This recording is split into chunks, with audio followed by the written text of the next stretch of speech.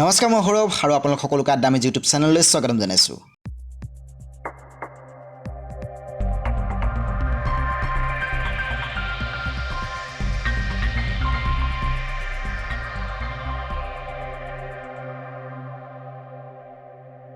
আমি ভিডিঅ' বনাই আছিলোঁ ভুৱন মোহন বৰুৱা যাৰ ছদ্মনাম কাঞ্চন বৰুৱা। সেই কাঞ্চন বৰুৱা এখন কালজয়ী প্ৰেমৰ উপন্যাস অসীমত যাৰ হেৰাল সীমা এই কিতাপখনৰ ওপৰত, আৰু আজি এই কিতাপখনৰ ওপৰত বনোৱা 9 নম্বৰটো ভিডিঅ'। আশা কৰিছোঁ আপোনালোকে আজি ভিডিঅ' চাই ভাল পাব, গতিকে আহক আজি আমি ভিডিঅ'টো আৰম্ভ কৰোঁ।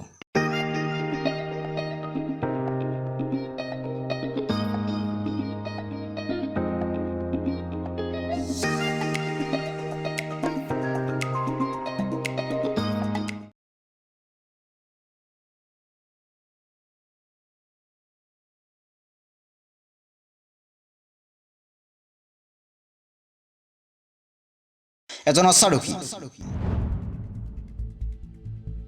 বিজুলীৰ বেগেৰে অশ্বাৰোহীজন চন্দনৰ ফালে আহি থকা দেখি চন্দন কমল নগৰলৈ যোৱা আলিটোৰ কাষতে ৰৈ পৰিল। কমল নগৰত চন্দনৰ দৰে এনেদৰে কোনে ঘোঁৰা চেকুৰাই আহিছে? প্ৰকৃততে কোন এইজন? কিন্তু মানুহজন ওচৰ চপাৰ লগে লগে চন্দন হতবাক হৈ পৰিল। চন্দন শিলৰ মূৰ্তিটোৰ দৰে জঠৰ হৈ পৰিল। চন্দনে মুখেৰে একো কথাই ফুটাই ক'ব নোৱাৰিলে। চন্দনে সপোনতো এই কথা ভবা নাছিল যে কমল নগৰৰ প্ৰধান ৰাজবিষয়া লক্ষ্মীনাৰায়ণক এদিন যে এনেদৰে ধূলি বালিত লুতুৰি পুতুৰি হৈ অহা দেখিবলৈ পাব। ইয়াৰ কাৰণো কিন্তু বৰ ভয়ংকৰ, কাৰণ কমল নগৰৰ এই সুখ শান্তিকণ চিৰদিনৰ বাবে শেষ হোৱাৰ পথত।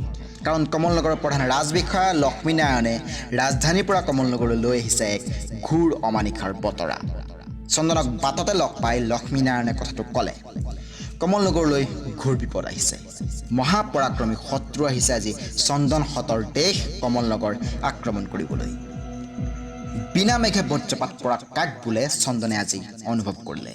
চন্দনে ইমান দিন কল্পনা কৰি অহা চন্দন আৰু গৌৰীৰ ভৱিষ্যত জীৱনৰ ৰাঙলী সপোন এই আকস্মিক নিৰ্মম আঘাতত চূৰ্ণ বিচূৰ্ণ হৈ গ'ল।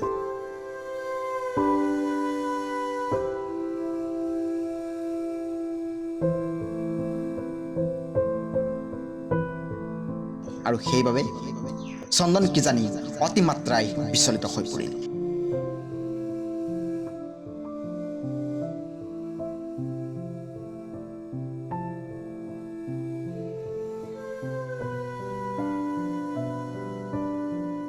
গতিকে চন্দনক সংযত কৰিবলৈ লক্ষ্মীনাৰায়ণে চন্দনৰ সাহস বঢ়াবলৈ চেষ্টা কৰিলে। তাতোকৈ বেছি আচৰিত কথা এইটোৱেই যে ৰাজধানীৰ পৰাও কমল নগৰক একো সহায় কৰিব নোৱাৰে। স্বৰ্গদেউ, ৰাজ পৰিষদ বৰ্গ, প্ৰধান সেনাপতি এই সকলো ব্যস্ত নিজৰ ৰাজধানী ৰক্ষা কৰিবলৈ। গতিকে কমল নগৰক নামমাত্ৰ সহায়ৰ বাহিৰে বাকী একো কৰিব নোৱাৰে। চন্দন গ'ল অশোকক লগ কৰিবলৈ ৰূপালীপামলৈ। এই সময়কণত চন্দন ৰূপালীপাম কেনেকৈ পালেগৈ নিজে ক'ব নোৱাৰিলে, আৰু ৰূপালীপাম পায়ে অশোকক বিচাৰিব ধৰিলে। কিন্তু চন্দনে ইমান উধাটো খাই অশোকক কিয় বিচাৰিছে এই কথা ৰূপালীপামত থকা উমা গৌৰীয়ে কিন্তু নাজানে। গতিকে চন্দন ব্যগ্ৰ হৈ উমাক অশোকৰ কথা সুধিলে, কিন্তু উমাই গুৰুত্ব নিদি চন্দনক ঘোঁৰা খুব বেগেৰে চলোৱাৰ বাবে ধমকি দিলে। কিন্তু চন্দনে উমাক আওকাণ কৰি অশোকৰ কথাই সুধি থাকিল। উমাই অনুমান কৰিব পৰা নাই চন্দনে এই ব্যৱহাৰ কিয় কৰিছে। অৱশেষত উমাই অশোকৰ কথা চন্দনক ক'বলৈ বাধ্য হ'ল, আৰু কিছু সময়ৰ পিছত অশোকো চন্দনৰ লগত লক্ষ্মীনাৰায়ণক লগ কৰিবলৈ ততাতৈয়াকৈ যাবলৈ ওলাল। এই মুহূৰ্তত গৌৰীয়েও নাজানে যে গৌৰীৰ বাপেক লক্ষ্মীনাৰায়ণ ৰাজধানীৰ পৰা উভতি আহিল, আৰু লগত লৈ আহিছে কমল নগৰৰ বাবে ঘোৰ অমানিশা। চন্দনৰ মুখত লক্ষ্মীনাৰায়ণ অহাৰ বাতৰি গৌৰীয়ে ইমান সময় পোৱা নাছিল যদিও এতিয়া তাই অশোকৰ লগত যাবলৈ ওলাল। কিন্তু চন্দনে বাধা দিয়াত সদায় ঘটি থকা ঘটনাবোৰৰ দৰে আজিও এখন যুদ্ধ চন্দন আৰু গৌৰীৰ মাজত লাগিল। অৱশেষত গৌৰীক তাতে এৰি চন্দন আৰু অশোক লক্ষ্মীনাৰায়ণৰ ওচৰলৈ গ'ল। এই মুহূৰ্তত গৌৰীয়ে মাত্ৰ কান্দিবহে পাৰিছে।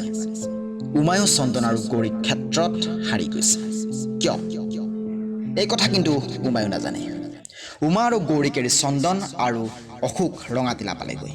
কিন্তু লক্ষ্মীনাৰায়ণৰ পৰা সম্পূৰ্ণ কথাখিনি শুনিলে। ৰাজধানীৰ পৰা সহায়ৰ হাত হিচাপে মাত্ৰ দুগাড়ীমান বাৰুদ, দুটা বৰটোপ আৰু অলপ অস্ত্ৰ শস্ত্ৰ পাব, তাকো বহুত বাক বিতণ্ডাৰ অন্ততহে দিবলৈ ৰাজি হৈছে। গতিকে কপালত যিয়ে নাথাকক কমলনগৰৰ বাসিন্দাই নিজৰ শক্তিৰে কমলনগৰখন ৰক্ষা কৰিব লাগিব। লক্ষ্মীনাৰায়ণে আদেশ দিলে যে অশোকক 15 পৰা 45 বছৰ বয়সৰ যিমান মানুহ আছে সকলোবোৰ যেন যুঁজলৈ সাজু হৈ থাকে। শত্ৰু নহালৈকে যি 2-এদিন সময় পাব তাৰ ভিতৰতে যুদ্ধৰ ৰীতি নীতি অশোকে যেন সিহঁতক শিকাই দিয়ে আৰু 20জনমান সাহসী ডেকাক শত্ৰুৰ বিৰুদ্ধে চোৰাংচোৱা কৰিবলৈ পঠিয়াই দিয়ে যেন। শত্ৰুৱে কমলনগৰত 3 ফালৰ পৰা আক্ৰমণ কৰিব পাৰে। প্ৰথম ৰাজধানীৰ পৰা কমলনগৰলৈ অহা বাটটোৰে, দ্বিতীয় নদীয়েদি, তৃতীয় খেল মাটিৰ দক্ষিণ দাঁতিত থকা ওখ পৰ্বত দুটাৰ মাজেদি। এই তিনিওটা ৰাস্তাৰ ভিতৰতে যদি 3 নম্বৰ ৰাস্তাৰে আহে তেন্তে শত্ৰুৱে বিনা বাধাই কমলনগৰত প্ৰৱেশ কৰিব পাৰিব। কাৰণ কমলনগৰৰ দক্ষিণৰ ফালে সৰু নগৰ এখনো নাই। গতিকে শত্ৰুৱে দ্বিতীয় ৰাস্তাৰে কমলনগৰক আক্ৰমণ কৰিবলৈ বেছিকৈ সুবিধা পাব। সেইবাবে শত্ৰুক ভেদিবলৈ এই তৃতীয় ৰাস্তাটোৰ মুখতেই গড় বন্ধা কাম আৰম্ভ কৰিলে আৰু এনেধৰণে নানা প্ৰকাৰে শত্ৰুৰ পৰা নিজৰ আপোন দেশখন বচাবলৈ প্ৰচেষ্টা হাতত ল'লে। মন্দিৰলৈ উঠি যোৱা ওখ বহল খটখটিটোৰ এদাতিয়ে আচুতীয়াকৈ থোৱা ওখ বেদীৰ ওপৰত বৰকাখন ত্ৰিশংকুৰ দৰে শ বছৰ ধৰি ওলমি আছিল। কোনোদিন তাৰ ব্যৱহাৰ হোৱা নাছিল। কিন্তু আজি সেই বৰকাখন কাণ তাল মাৰি যোৱা ভয়ংকৰ শব্দ কৰি দূৰৈৰ পাহাৰবোৰত খুন্দা খাই কপি কপি প্ৰতিধ্বনি কৰি বাজি উঠিল।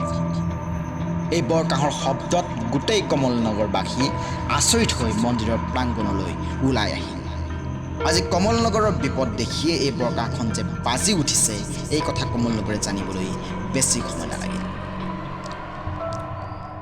এই কাহিনীটো ইয়াৰ পিছৰ কথাখিনি চম্পা আৰু চন্দনৰ কাহিনী বৰ্ণনা কৰি লিখিছে। এটা সুন্দৰ কাহিনী।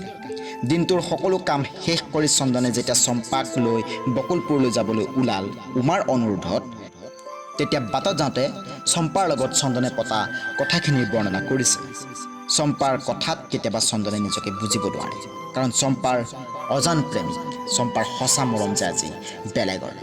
প্ৰকৃততে কোন এজন? চন্দনৰ বাবে এই এতিয়াও এক সাঁথৰ। চম্পাই কিন্তু কাষতে পায়ো এই মৰমকণক আনৰ সুখৰ বাবেই সদায় ত্যাগ কৰি আহিছে। কিন্তু কিমান দিনলৈ?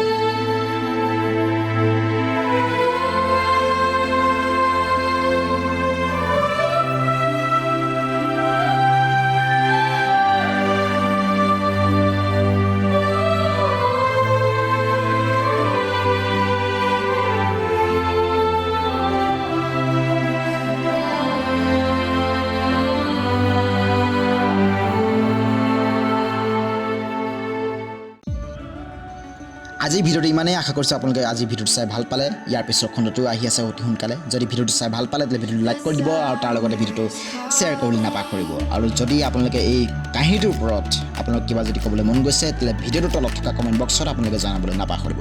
আৰু আপুনি যদি মোৰ ভিডিঅ' যদি ইউটিউবত যদি প্ৰথম চাইছে তেন্তে আমাৰ চেনেলটো ছাবস্ক্ৰাইব কৰিবলৈ নাপাহৰিব। আৰু তাৰ লগতে আগতেও যদি আপোনালোকে চায়ো যদি ছাবস্ক্ৰাইব কৰা নাই এতিয়া ছাবস্ক্ৰাইব কৰি থওক। কাৰণ এনেকুৱা ধৰণৰ আৰু বহুত ভিডিঅ' আমি আপলোড কৰিম। আৰু তাৰ লগতে আপোনালোকে বেল আইকনটো ক্লিক কৰিবলৈ নাপাহৰিব, কাৰণ তেতিয়াই গম পাব আমি কেতিয়া ভিডিঅ' আপলোড কৰিছোঁ। গতিকে আজিলৈ আপোনালোকৰ পৰা বিদায় মাগিছোঁ। আপোনালোকে চাবলৈ নাপাহৰিব। দামেজ বাই।